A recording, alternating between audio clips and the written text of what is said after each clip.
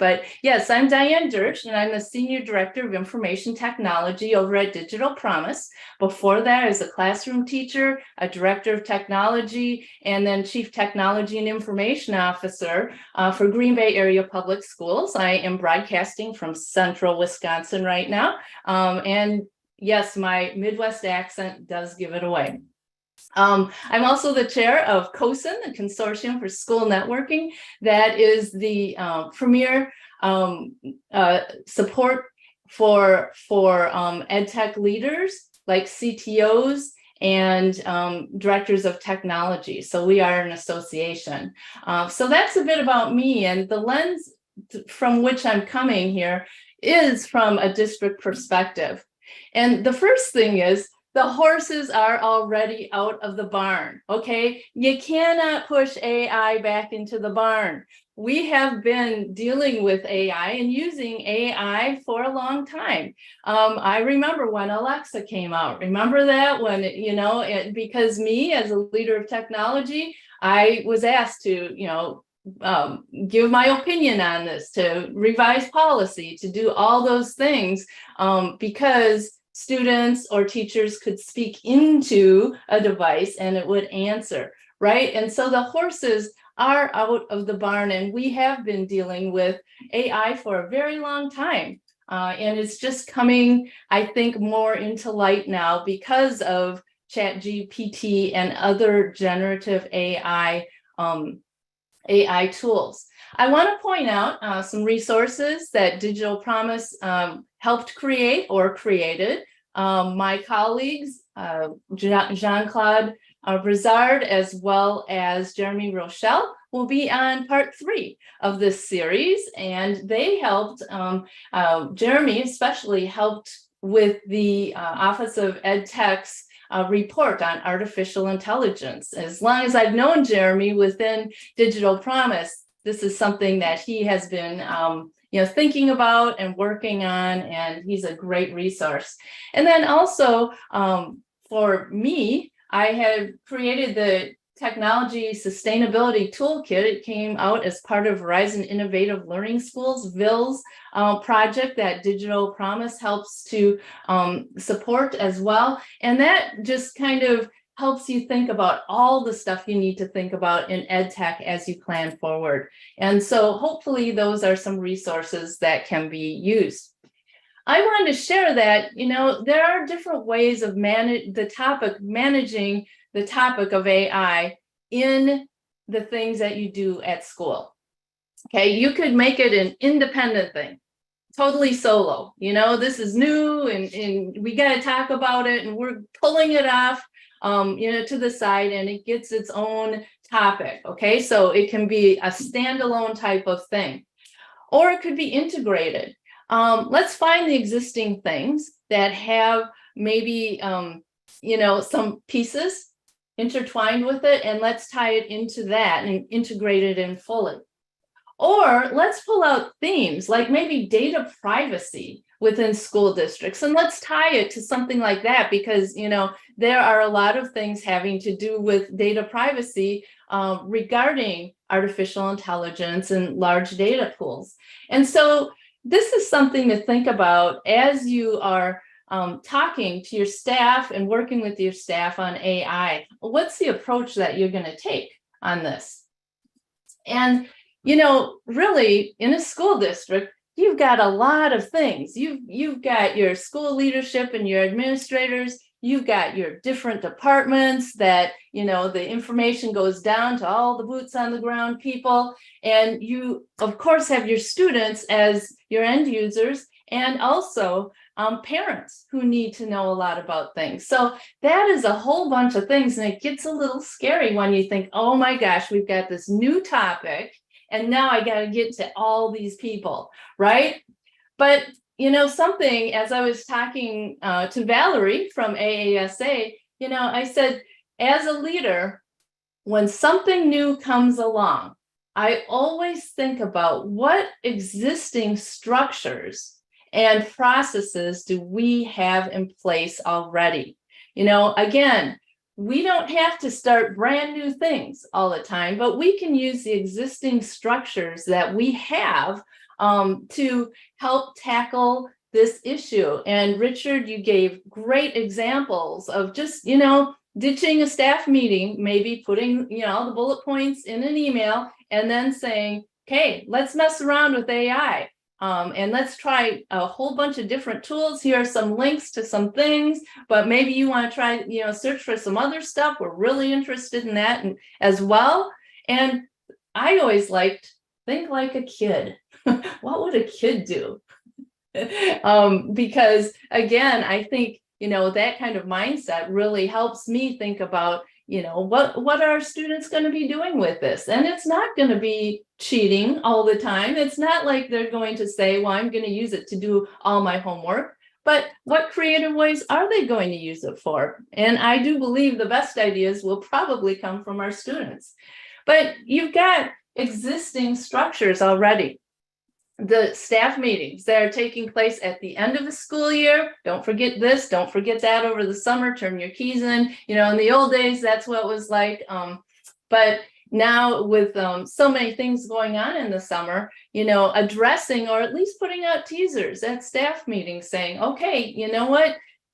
You might want to take this summer to learn about AI, or you might want to experiment a bit. Or here is the revised policy on AI. And here are things that you need to talk about when your neighbors ask you, when the people at the grocery store ask you what's going on, when parents say, how is this going to help or hurt my student? Or are you blocking this in the district? Or you need to block this. What are you going to say back to them? And so staff meetings are a great way right there to, have that conversation. And again, help demystify the topic, help people know that this is not something they should be afraid of. Because when our staff members are afraid of AI, we don't want them to make our students afraid of AI. Departmental meetings. I tell you, in Green Bay, the library media specialists were part of the department that I ran. And we worked really hard at that time on data privacy, and security, digital citizenship, staying safe on the internet, all those types of things. But we cannot say it is just the library media specialist's job. It is everybody's job, right? And so integrating this into all departmental meetings and subject matter experts, getting them to, hone in on their subject and, try out AI and see what's out there and how it can help them.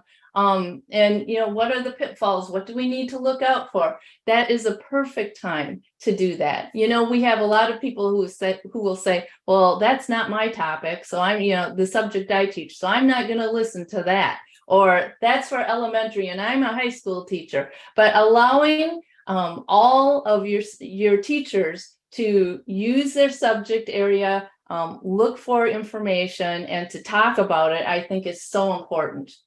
Board of Education meetings. This Diane, might become. Diane, can I jump in before you transition to the board meetings? Because I was thinking as you were talking and following up on what Richard was saying earlier, that school leaders become so important, not just to model. I think the modeling, I love that idea, Richard, but also to give permission for teachers to fail forward, right? The kids are going to feel so much more comfortable with it, with AI in many cases than the adults will. And it's almost like we need to give permission to the teachers to say, you guys, give yourself some grace. You're not going to be perfect at this right away. And that's totally cool. Play around, explore, and then maybe try one activity and then share it at the next department meeting with how it went. And it can be a total crash and burn, you guys. That's totally okay, right? But if everything we're doing is working, we're not exploring enough, right? I always gave, like, every 3 years during one of our opening convocations, I would say, you have permission to fail forward. If it doesn't work, call it version 1.0, and I just think, as you were talking, like, it's how you use that time, and you have to give permission for your teachers to not be perfect at it the first time or the second or the third. Any reaction to that? Well, I can say, David, you're exactly right. When I think back to when our teachers started going one-to-one, and how I had to state to them, it's okay to not feel like you know everything. You don't have to know everything about technology. You'll be fine. The kids will figure it out. And I heard from teachers who said, you know, when I gave myself permission to not know everything about something, it was a great weight off my shoulders. And you know what? The kids did know, and they did teach me. And these were lessons learned. And that's exactly the way it should be, right? Yep. So, you know, I think you make a really good point. Richard, is there anything from your lens? So I agree. You know, it's funny. I like being on panels where people disagree. I think it's good, but you're just spot on. And so we'll find another area to disagree, but this isn't it. I think one of the things we just have to be careful about is that sometimes you have educators and sometimes you have school leaders that have built their sort of identity around having the right answer. And I know when I was first a teacher, I was a teacher years ago, and I remember at one point a student asked me a question and I didn't know the answer. I just didn't know. And what I should have said was, I don't know the answer, let's figure it out. And instead, what I did is I pretended to know the answer, and I gave an answer that was stupid. The kids knew it was stupid. They pushed me on it. And then I had to say these weird things like, well, I mean, you know, clearly that's right. But if you understood as deeply as I know, there's these other, and it was just a mess, y'all. And I think one of the things that we need to be more comfortable as educators saying is, yeah, I don't know, this is new to me too. Let's explore it together.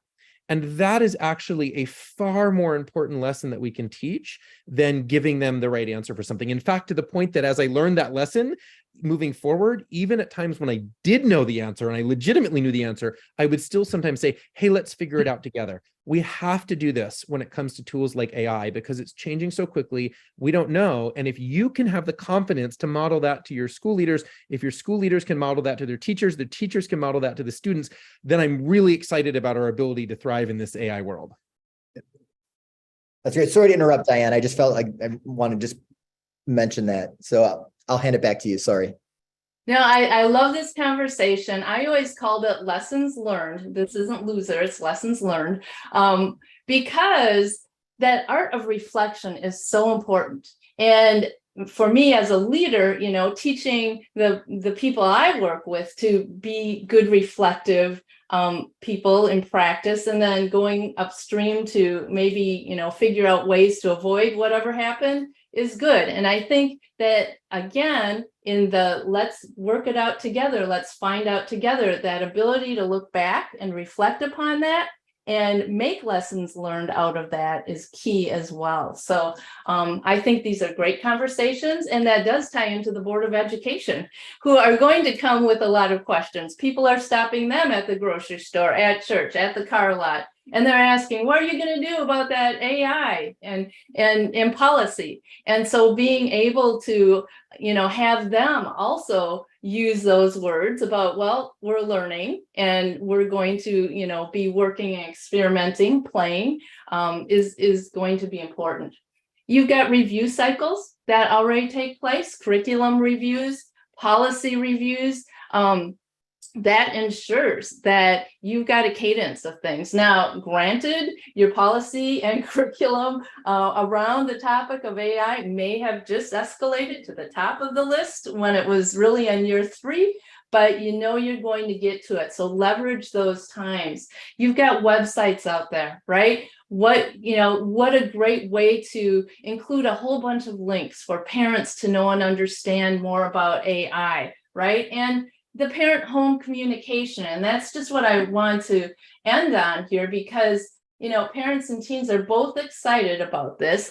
This is a study by Common Sense Media, and they surveyed people in May of 2023. And they had some really good things here about, you know, there's excitement about it, but look at the last bullet point. Both parents and students want schools to put rules in place for AI soon. Just 26% of parents think their child's school has rules in place for how ChatGPT, and notice they're even just using ChatGPT and not other things, can be used by students. And both parents and students want to see rules. Setting up those guardrails is important. And so, majorities of parents, 61 and 51 students, think schools should limit the use of AI programs until more rules are made. So again, this is that time of exploration at this point. And so using and leveraging those structures you already have in place is so key, so that you can keep going and not have to add new things on top, because again, the horses are out of the barn. And so if we can work together, to put these guardrails in place, there's nothing together that we can't wrangle. So that's from the farm here in Wisconsin. Thank you so much.